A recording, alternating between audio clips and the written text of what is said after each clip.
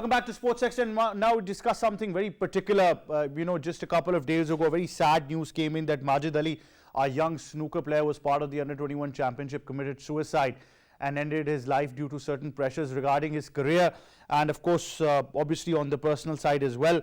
What's unfortunate is this is not the first incident that has happened in Pakistan. If you try to explore a number of people associated with sports who have ended their life due to pressures regarding their career, you'll find a very pertinent number of people. Why this is happening is a very big question, but how can we prevent these things is, I think, something more important that all of us collectively, whether it's sports federations, the community, the parents, the relatives, and especially I think on part of us as when we talk about sports anchors or sports journalistic community, all of us need to join hands in making sure that we're able to prevent these incidents and also see where the problem lies. Why are there certain pressures that tend to build up on certain sports people? Because, at this young of an age, you've got a career ahead of you. Obviously, things are up and down. You need to have that focus. You lose form, you'll gather form. You just need to be, I think, patience and trust in the process is something that you need to possess as well. But obviously, in our part of the world, if you talk about the dynamics in society, things are not as we seem they are. So that's why certain pressures do to come on certain young individuals and they end up taking their own life, which is, I think, something very serious. So discussing this further, we're very lucky to be joined by a psychologist to assess this incident further as well. We've been joined by Dr. Sayyida Fabiha. Assalamu alaikum, ma'am. Welcome to Sports Extra. Wa alaikum assalam. Thank you very much for joining us. First, I think, what could be the cause when you talk about such an incident? It happens all around the world, but for a sportsman, what could be one of the causes of such an incident? First of all, I am thankful to the team of Sports Extra because you give me a time to speak on this topic. This is not only a topic, it is still important in all over country.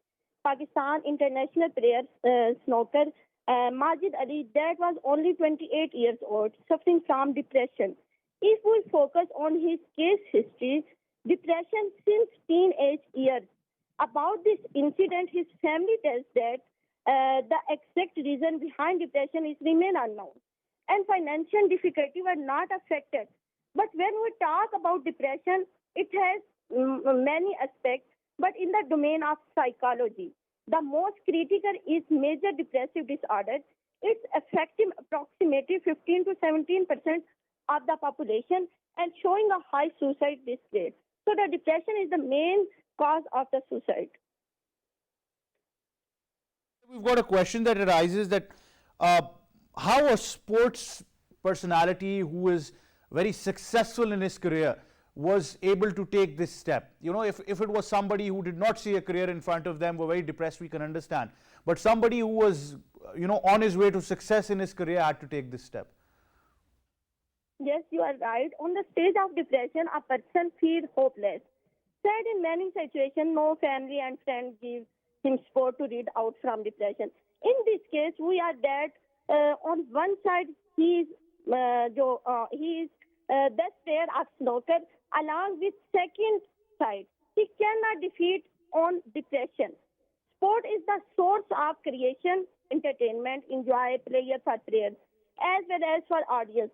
A player that is famous personality and associated to the sports, he could not face the depression for a long time and decide the end of life through this horrible act.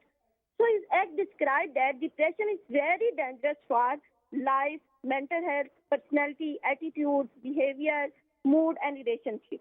If a talented person does not manage depression, then question arises that how a layman could survive in depression. So I suggest that it is a need of time to dig out the causes of depression through consult with psychologists for mental well-being. Absolutely. Thank you very much, Dr. Sayyida Fabiha, for joining us on Sports Extra and analyzing. Dr. Sabiha was right. I think if you analyze the percentage of the certain individuals who are affected by depression, and then you analyze the percentage who talk about it, is very less. So I think this disparity in between is something that we really need to bridge the gap between. And to discuss this further, we've been joined by another psychologist, Dr. Saman Sani. Assalamu alaikum, ma'am. Welcome to Sports Extra. Walaikum assalam. Thank you very much. Thank you very much for joining us, ma'am.